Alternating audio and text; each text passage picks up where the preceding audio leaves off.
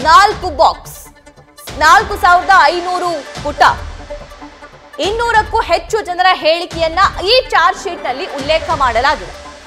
200ಕ್ಕೂ ಹೆಚ್ಚು ಮೆಟೀರಿಯಲ್ ಎವಿಡೆನ್ಸ್ಗಳ ಸಹ ಉಲ್ಲೇಖ ಆಗಿದೆ. ರೇಣುಕಾಸ್ವಾಮಿ ಮರಣೋತ್ತರ ಪರೀಕ್ಷೆಯ ವರದಿ ಬಗ್ಗೆ ಸಹ ಉಲ್ಲೇಖವನ್ನ ಮಾಡಲಾಗಿದೆ. ಎಫ್ಎಸ್ಎಲ್ನ ವರದಿಗಳು ಮತ್ತು 1000ಕ್ಕೂ ಅಧಿಕ ಪುಟಗಳ ಸಿಡಿಆರ್ ರೆಡಿ ಆಗಿದೆ. ಕೃತ್ಯಕ್ಕೆ ಬಳಸಿದಂತಹ ವಾಹನದ ದಾಖಲೆ, ಆ ವಾಹನದಲ್ಲಿ ಸಿಕ್ಕಿರುವಂತಹ ಸಾಕ್ಷಿ, ರಕ್ತದ ಕಲೆ, ಇದೆಲ್ಲದರ ಬಗ್ಗೆ ಮಾಹಿತಿಯನ್ನ ಆ ಚಾರ್ಜ್ ಶೀಟ್ ನಲ್ಲಿ ಉಲ್ಲೇಖ ಮಾಡೋ ಕೆಲಸ ಆಗಿದೆ. ಮತ್ತಷ್ಟು ಅಪ್ಡೇಟ್ಸ್ ಪ್ರಜ್ವಲ್ ನೀಡ್ತಾರೆ. ಪ್ರಜ್ವಲ್, ಇನ್ನೇನು ಕೆಲವೇ ಕ್ಷಣದಲ್ಲಿ ಚಾರ್ಜ್ ಶೀಟ್ ಸಲ್ಲಿಕೆಯಾಗುತ್ತೆ. ಆ ಚಾರ್ಜ್ ಶೀಟ್ ನಲ್ಲಿ ಏನಿದೆ ಅನ್ನೋ ಕುತೂಹಲ, ಡೀಟೇಲ್ಸ್ ನೀಡ್ತಾ ಹೋಗೋದಾದ್ರೆ.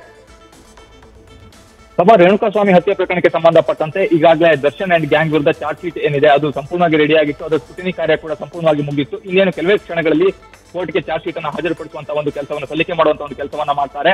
ಈಗಾಗಲೇ ಅದನ್ನ ಕೋರ್ಟ್ಗೆ ತೆಗೆದುಕೊಂಡು ಹೋಗುವಂತಹ ಒಂದು ಕೆಲಸವನ್ನ ಕೂಡ ಮಾಡ್ತಾ ಇರುವಂತದ್ದು ನೀವು ಅಲ್ಲಿ ದೃಶ್ಯಗಳಲ್ಲಿ ಕೂಡ ಗಮನಿಸ್ತಾ ಇದ್ರು. ಸುಮಾರು 4500 ಪುಟಗಳ ಚಾರ್ಜ್ ಶೀಟ್ ಏನಿದೆ ಅದನ್ನ ಪೊಲೀಸರು ಈಗಾಗಲೇ ರೆಡಿ ಮಾಡಿದ್ದಾರೆ. ಅದರಲ್ಲಿ ಸಾಕಷ್ಟು ಸಾಕ್ಷಿಗಳನ್ನ ಕೂಡ ಉಲ್ಲೇಖ ಮಾಡಿರುವಂತದ್ದು, ಅದರಲ್ಲೂ ಕೂಡ ಪ್ರಮುಖವಾಗಿ ಟೆಕ್ನಿಕಲ್ ಎವಿಡೆನ್ಸ್ ಏನಿರುತ್ತೆ ಅದರ ರಿಪೋರ್ಟ್ ಗಳನ್ನ ಕೂಡ ಉಲ್ಲೇಖ ಮಾಡುವಂತಹ ಒಂದು ಕೆಲಸವನ್ನ ಮಾಡಿದ್ದಾರೆ. ಅಂದ್ರೆ ಹೈದರಾಬಾದ್ಗೆ ಕಳಿಸಿದಂತ ಎಫ್ಎಸ್ಎಲ್ ನ ವರದಿಗಳಾಗಿರ್ಬೋದು, ಹಾಗೆ ಬೆಂಗಳೂರಿನ ಎಫ್ಎಸ್ಎಲ್ ನ ವರದಿಗಳಾಗಿರ್ಬೋದು, ಅವೆಲ್ಲವನ್ನ ಕೂಡ ಉಲ್ಲೇಖಿಸುವಂತ ಒಂದು ಕೆಲಸವನ್ನ ಮಾಡಿರುವಂತದ್ದು. ಯಾಕೆ ಅಂತ ಹೇಳಿದ್ರೆ ಈ ಒಂದು ಪ್ರಕರಣದಲ್ಲಿ ಟೆಕ್ನಿಕಲ್ ಎವಿಡೆನ್ಸ್ ಇದೆ, ಇದು ಪ್ರಮುಖವಾಗ್ತಾ ಹೋಗುತ್ತೆ.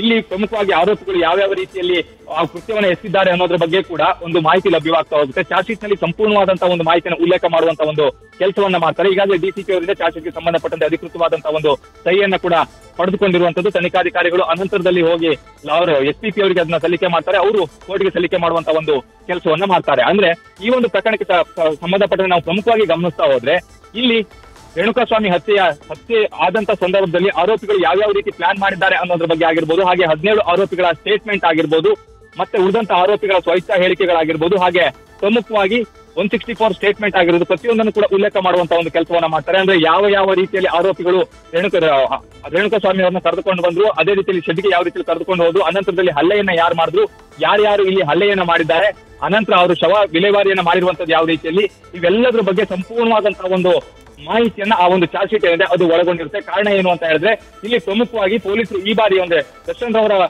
ಈ ಒಂದು ಕೃತ್ಯಕ್ಕೆ ಸಂಬಂಧಪಟ್ಟಂತೆ ಯಾವುದೇ ಕಾರಣಕ್ಕೂ ಕೂಡ ಎಲ್ಲೂ ಸಣ್ಣ ಪುಟ್ಟ ಲೋಪದೋಷ ಆಗಬಾರ್ದು ಅನ್ನುವಂತಹ ಉದ್ದೇಶದಿಂದಾಗಿ ಈ ಒಂದು ಚಾರ್ಜ್ ಶೀಟ್ ಅನ್ನ ರೆಡಿ ಮಾಡಿರುವಂತದ್ದು. ಆ ಒಂದು ನಿಟ್ಟಿನಲ್ಲಿ ನಾವು ಪ್ರಮುಖವಾಗಿ ಗಮನಿಸ್ತಾ ಹೋದ್ರೆ ಅಂದ್ರೆ ಒಂದು ಸಣ್ಣ ಎವಿಡೆನ್ಸ್ ಅನ್ನ ಕೂಡ ಅವರು ಎಲ್ಲೂ ಕೂಡ ಬಿಟ್ಟಿಲ್ಲ. ಯಾಕೆ ಅಂತ ಹೇಳಿದ್ರೆ ಈ ಒಂದು ಪ್ರಕರಣದಲ್ಲಿ ಅಷ್ಟೊಂದು ಉತ್ತಮವಾದಂತಹ ಒಂದು ಕೆಲಸವನ್ನ ಪೊಲೀಸರು ಕೂಡ ಮಾಡಿದ್ದಾರೆ. ಇದೆಲ್ಲ ಚಾರ್ಜ್ ಶೀಟ್ ಸಲ್ಲಿಕೆ ಏನಿದೆ ಇನ್ನು ಕೆಲವೇ ಕ್ಷಣಗಳಲ್ಲಿ ಆಗುತ್ತೆ. ಚಾರ್ಜ್ ಶೀಟ್ ಸಲ್ಲಿಕೆ ಆದ ನಂತರದಲ್ಲಿ ಚಾರ್ಜ್ ಶೀಟ್ ನಲ್ಲಿ ಯಾವ್ಯಾವ ರೀತಿಯ ಅಂಶಗಳನ್ನು ಉಲ್ಲೇಖ ಮಾಡಿದ್ದಾರೆ ಅನ್ನುವಂಥದ್ದು ಕೂಡ ಗೊತ್ತಾಗ್ತಾ ಹೋಗುತ್ತೆ. ಯಾಕೆ ಅಂತ ಹೇಳಿದ್ರೆ ಈ ಪ್ರಕರಣದಲ್ಲಿ ಒಂದು ಕಡೆ ಮುಖ್ಯವಾಗಿ ಟೆಕ್ನಿಕಲ್ ಎವಿಡೆನ್ಸ್ ಆಗಿರ್ಬೋದು, ಇನ್ನು ಕೆಲವರು ಅಂದ್ರೆ ಯಾರು ಈ ಒಂದು ಕೃತ್ಯವನ್ನು ನೇರವಾಗಿ ನೋಡಿದಾರಲ್ಲ ಅವರೆಲ್ಲ ಒಂದು ಹೇಳಿಕೆಯನ್ನ ಕೂಡ ಸಾಕ್ಷಿಗಳನ್ನ ಕೂಡ ಈಗಾಗಲೇ ದಾಖಲಿಸಿಕೊಂಡಿದ್ದಾರೆ. ಯಾವುದೇ ಕಾರಣಕ್ಕೂ ಕೂಡ ಈ ಒಂದು ಪ್ರಕರಣದಲ್ಲಿ ಸ್ವಲ್ಪ ಕೂಡ ಲೋಪದೋಷ ಉಂಟಾಗಬಾರದು ಅನ್ನುವಂಥ ಉದ್ದೇಶದಿಂದ ತುಂಬಾ ಮುತುವರ್ಜಿಯಾಗಿ ಈ ಒಂದು ಪ್ರಕರಣದ ಚಾರ್ಜ್ ಶೀಟ್ ಅನ್ನ ಕೂಡ ಈಗಾಗಲೇ ಸಲ್ಲಿಕೆ ಮಾಡಲಿಕ್ಕೆ ಸಿದ್ಧತೆ.